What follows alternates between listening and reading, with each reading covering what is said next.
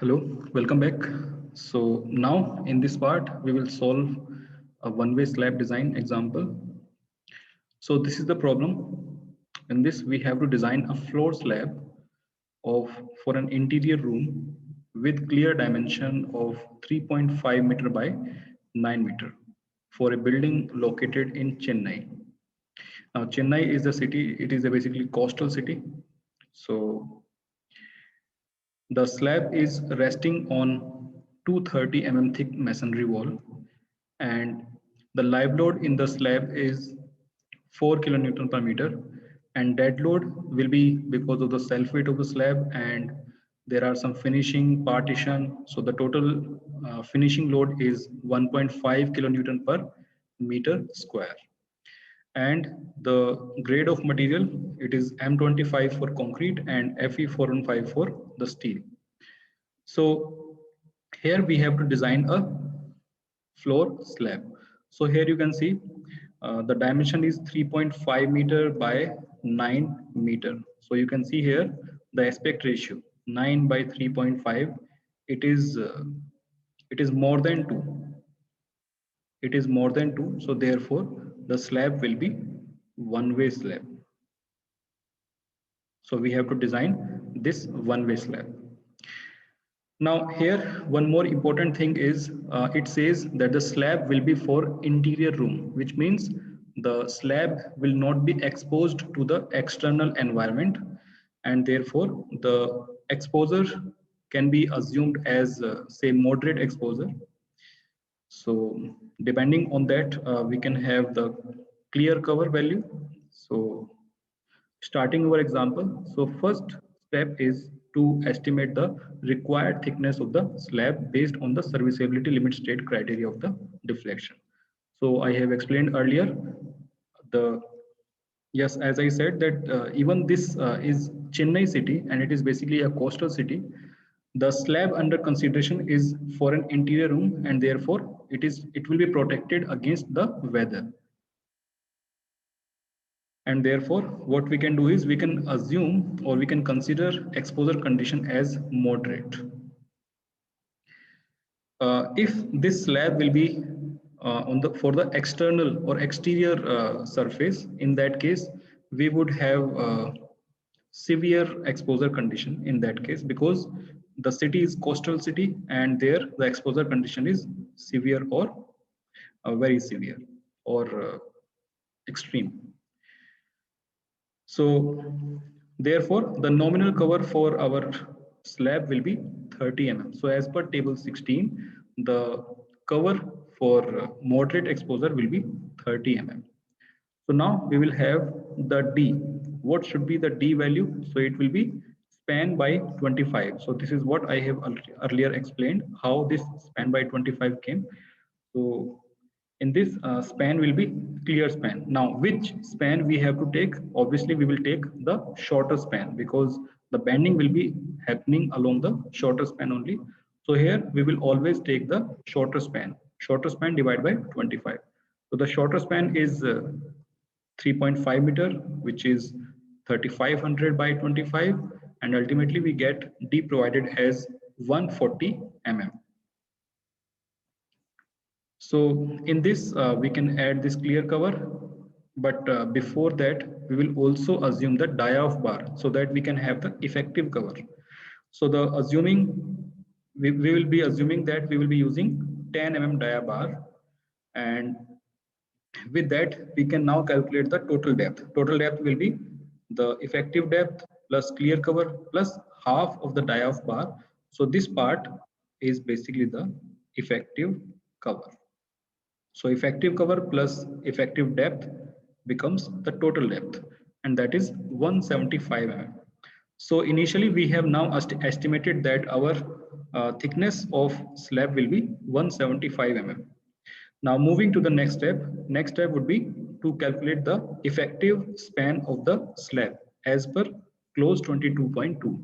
So our slab will be a simply supported slab, and for simply supported slab, as per this clause, the effective span will be the lesser of clear span plus effective depth and the center to center of the supports. So clear span is 3.5 meter, effective depth we have just calculated is 140. So adding them, we get effective span as 3.64 with one aspect. With the second aspect, it is center to center of supports. So the support width is already given, which is 230 mm. So here it becomes 0.23 meter and 3.5 meter is the clear span. So this becomes 3.73 meter. So here in this case, we have this slab and this is the support. So this support width is given already, which is 230 mm. And this dimension is already given in the question, which is 3500 mm. So center to center of the support will be this one. So this becomes 3500 plus 230 by 2 from this side and plus 230 by 2 from this side. So this becomes 3.73 meter. So the lesser value in this is 3.64 meter. So that is our effective span. Sorry, this is not effective depth. It will be effective span. So we are representing effective span as Lx. So Lx value is 3.64 meter. So now we will move to the next step, which is about calculation of the load, bending moment, and shear force. So to calculate bending moment and shear force, we need to have load. So in the load, we will be having dead load and live load. Now, in case of dead load, we will be having, as we are designing the 1 meter strip. So again, I will be showing you this as we are designing only the 1 meter strip. We will be designing this 1 meter strip. So, and we will calculate basically the UDL. So this is 1 meter and this is 1 meter.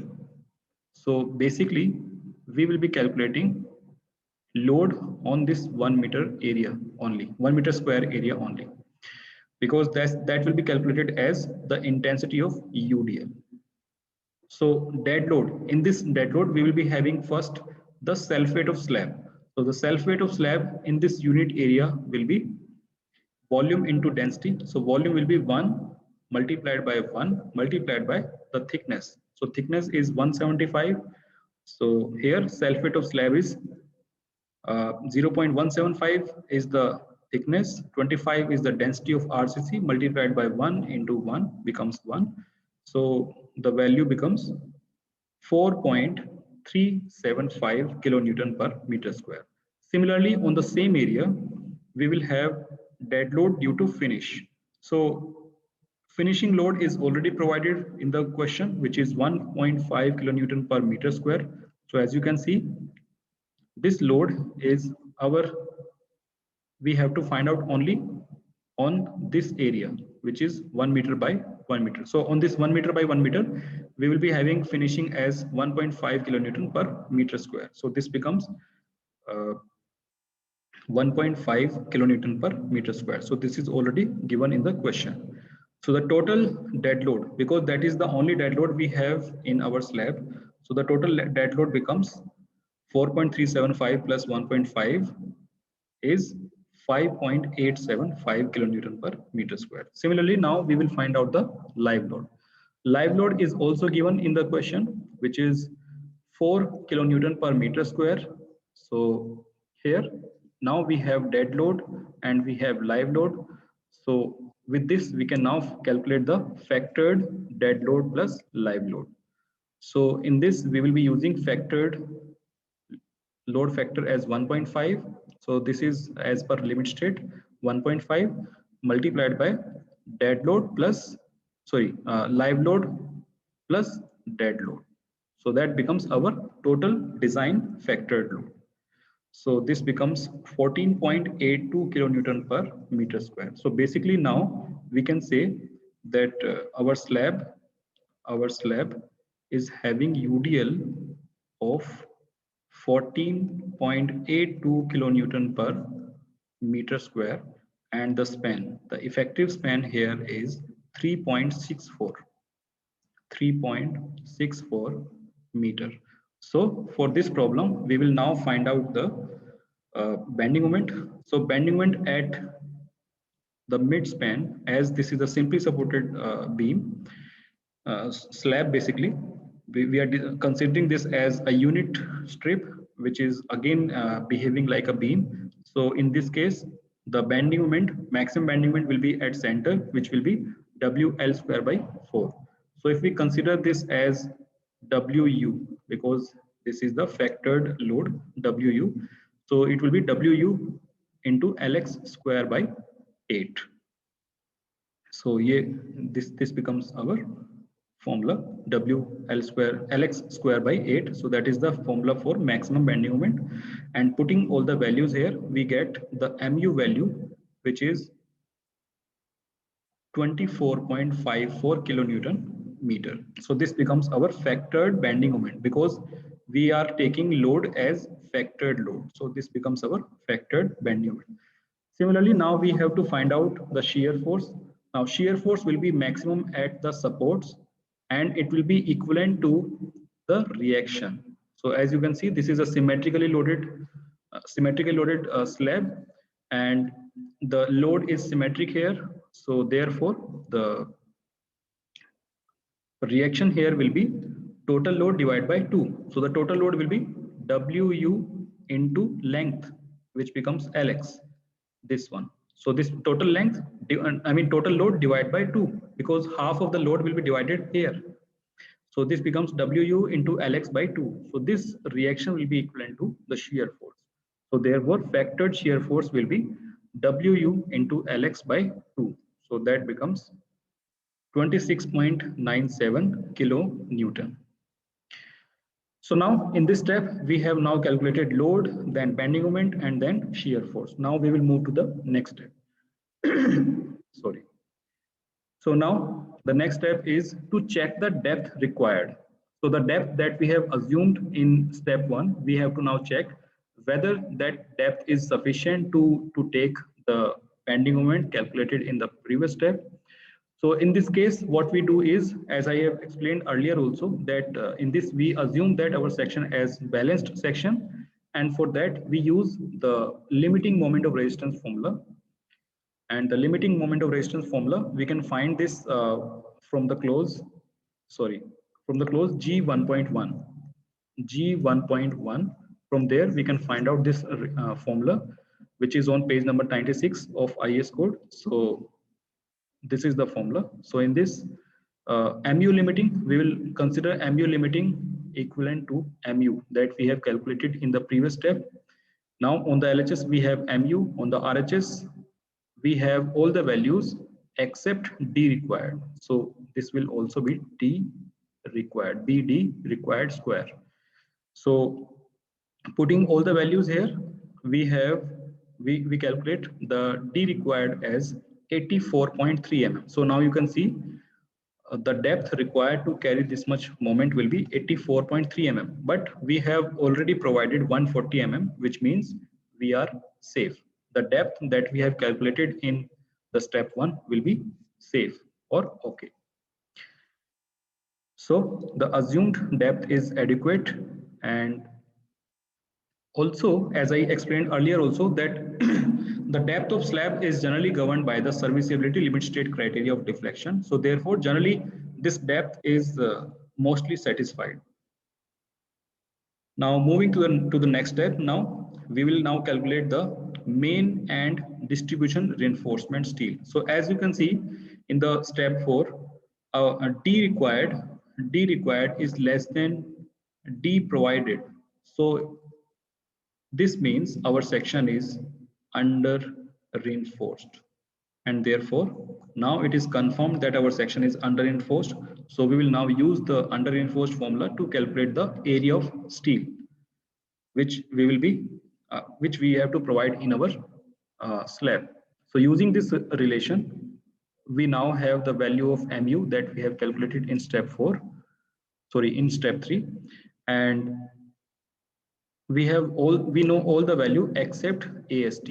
So here putting all the values, so this equation will give us a quadratic equation, and solving the quadratic equation, we will get two values. One is the higher value, the second one is the lower value. So here in this case, we will adopt only the lower value, and the lower value is 518 mm square. So we get area of steel as 518 mm square. So now this is the area of steel. We have to now distribute this area of steel into the bars. So as we have unit strip, so that unit strip is 1 meter, and this is the depth. So our bars will be like this. So now we have to, I mean, instead of calculating number of bars in 1 meter strip, we generally find out the spacing. We generally find out this spacing. And to calculate this spacing, we have to find out, I mean, generally to find out this spacing, we use the relation area of cross section of one bar multiplied by the total width, which is 1 meter, divided by the area of steel required in 1 meter width. So AST we have just calculated, which is 518, and 1000 is the width. A5 is the area of cross section of one bar. So we have assumed in step 1 that we will be using 10 mm dia bar. So area of cross section of 10 mm dia bar will have to be calculated. So here this will be pi d square by 4 into 10 square into 1000 divided by AST. Now solving this, we get the spacing as 151.54 mm. So this is the spacing that we have got. Now, according to IS code, there are some recommendations that we have to follow. We have to check whether this spacing will satisfy that requirement or not. So according to this clause, if you go to this clause, you can check the spacing requirement of IS code. So as per IS code, according to this clause, the spacing should be the least of the calculated value. Calculated value is 151.54 mm. And the second one is the 3 times of the effective thickness of provided, which is 3 times of D provided, which is 3 times of 140, and that is 420 mm. And the third is 300 mm. So here you can see, as per IS code, we have these two recommendations, and the lowest value is 300. But this 300 is still less than the calculated value. So therefore, we will adopt the calculated value. So therefore, we can adopt the reinforcement. We can provide the reinforcement as 10 mm dia at the rate of 150 center to center. So there you can notice that the calculated value is 151.54, but we are providing reinforcement lesser than this. So generally, we don't provide the exact value of spacing. We round off this value. Now we have two choices. Either we round off this value to the higher side or to the lower side. Well, generally we round off this value to the lower side, because if we provide higher value of the spacing, then it means we are providing more spacing, and providing more spacing means we are providing less number of bars. So if we adopt this spacing, if we adopt higher value, if we round off higher value than this, then the number of bars will be less than required. So that is why we generally round off the value to the lower side. And that is why this is there 10 mm dia at the rate of 150 center to center. So generally we round off in the multiple of 10. So now, as you can see, the spacing provided is less than required, which is 151. So therefore, the area of steel provided will be a little higher than the area of steel required. So area of steel required that we have calculated is 518. Now, area of steel provided can be calculated again by the same relation that we have used for the spacing provided. So here, now on the LHS, if we take AST, then it becomes AST provided, and using the same relation, putting all the values here, we get the AST provided. So area of cross section of one bar multiplied by the width and divided by the spacing provided. So spacing provided is 150 center to center. So solving this, we get the spacing as, the area of steel provided as 524. So the required value is 518, but we are providing 524, and that is completely fine.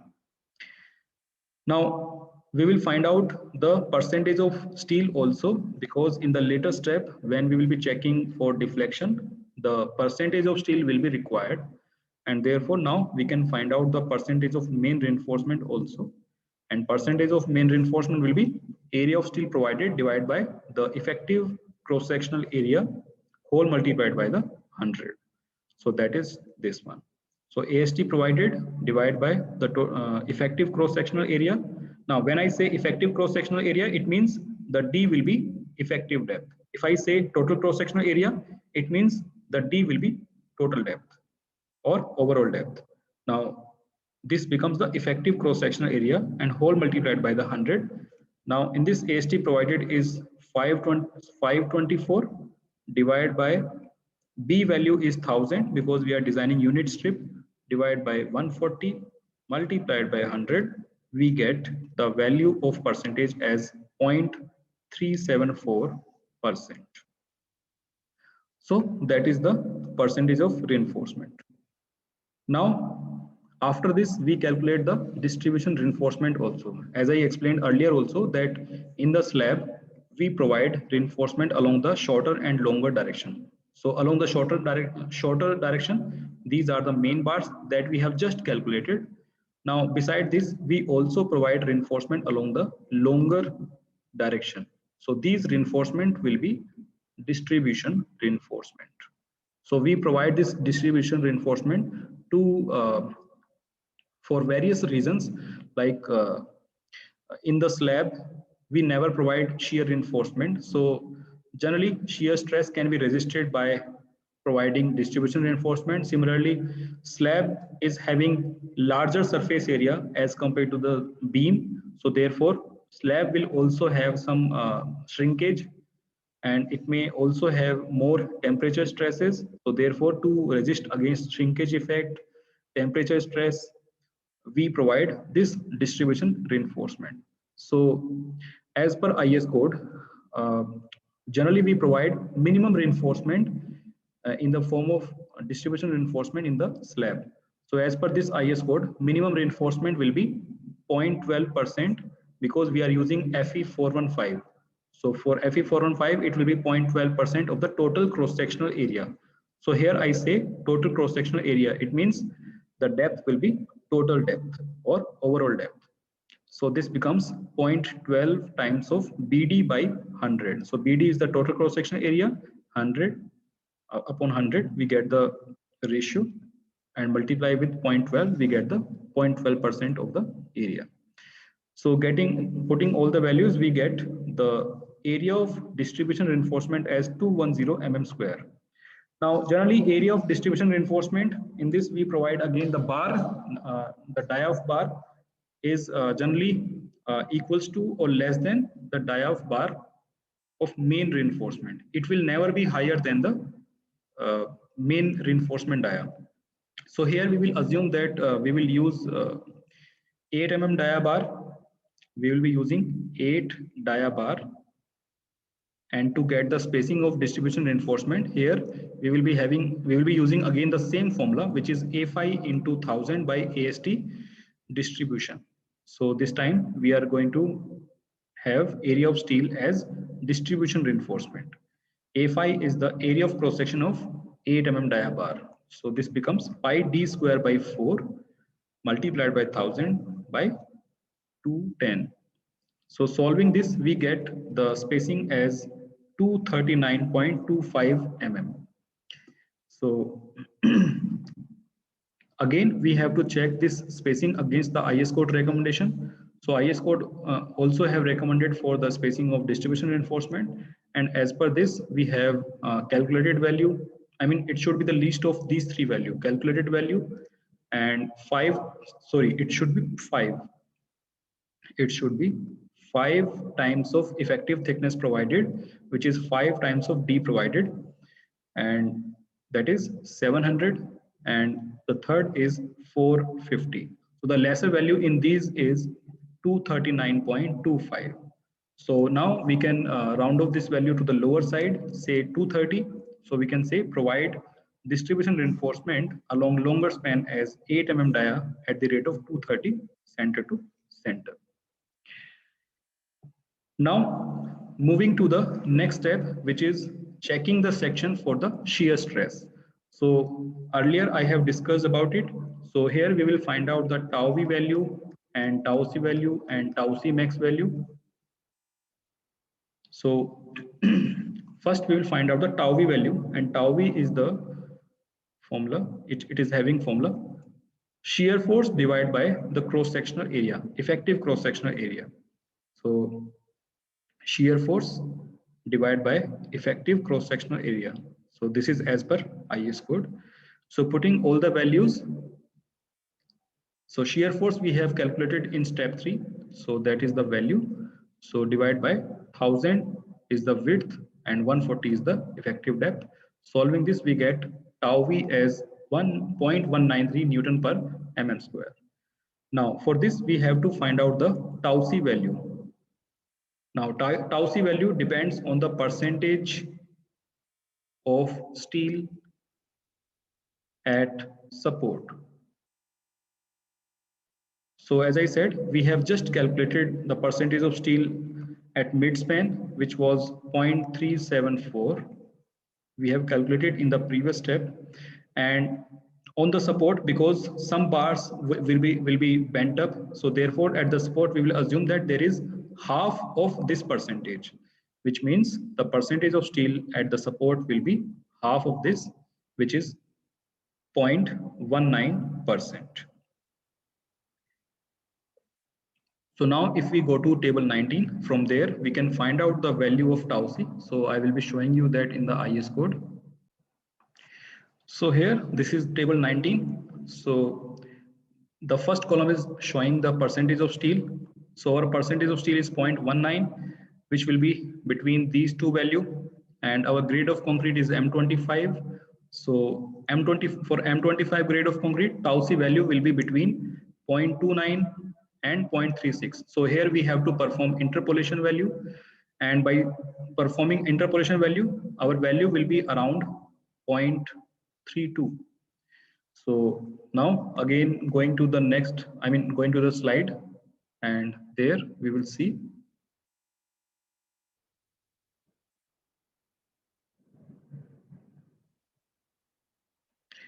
So here you can see the tau c value is 0.318, and it is greater than the tau v value.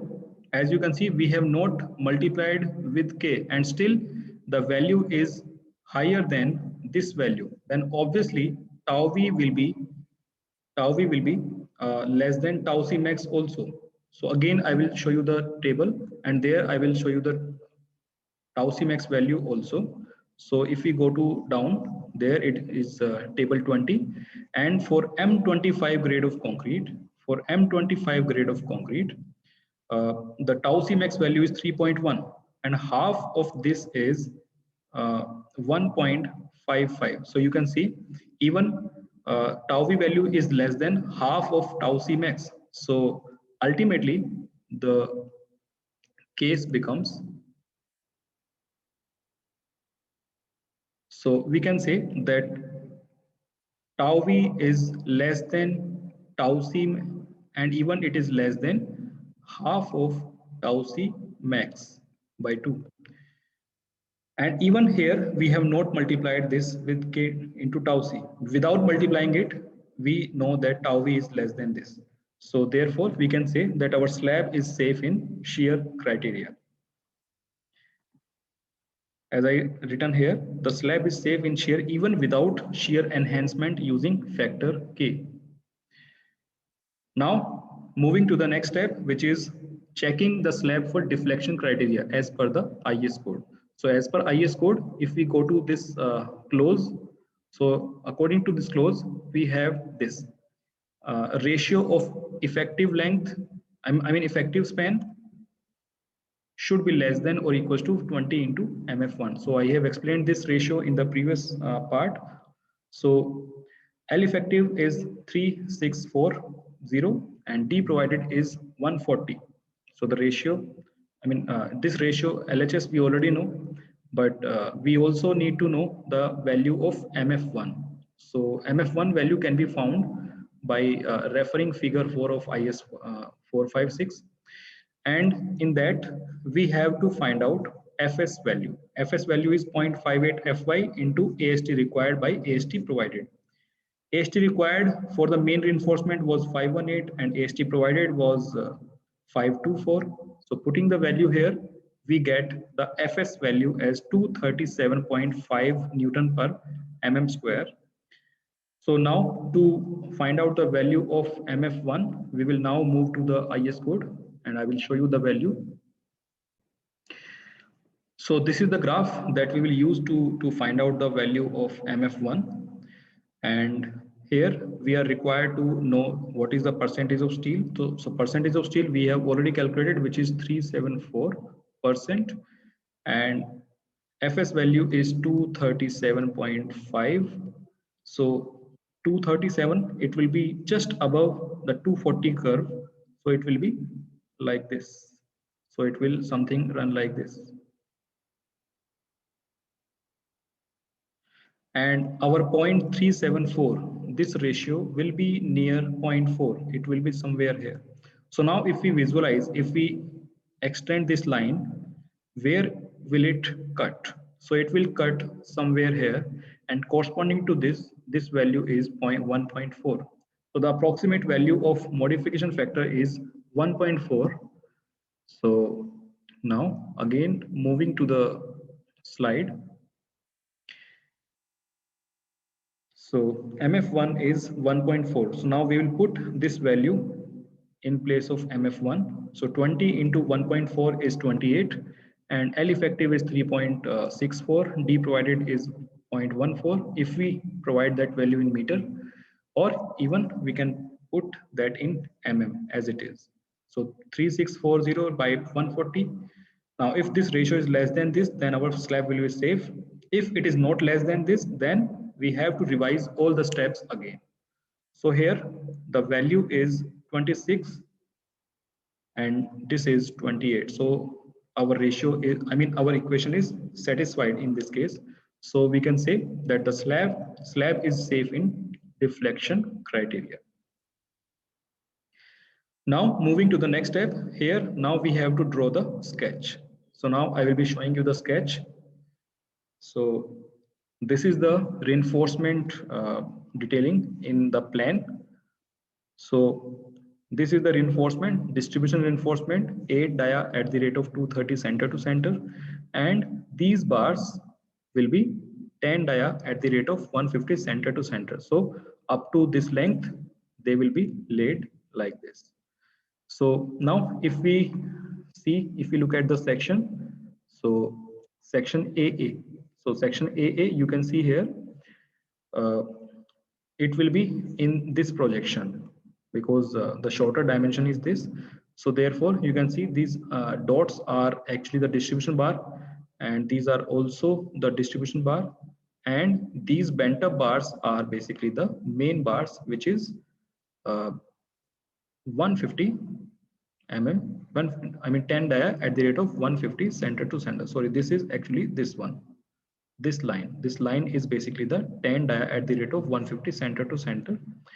And sorry, this is actually these dots. These dots are actually 8 dia at the rate of 230 center to center. So please do correction at your end. It is basically these dots. And this line is basically this one. This is the main bars, 10 dia at the rate of 150 center to center.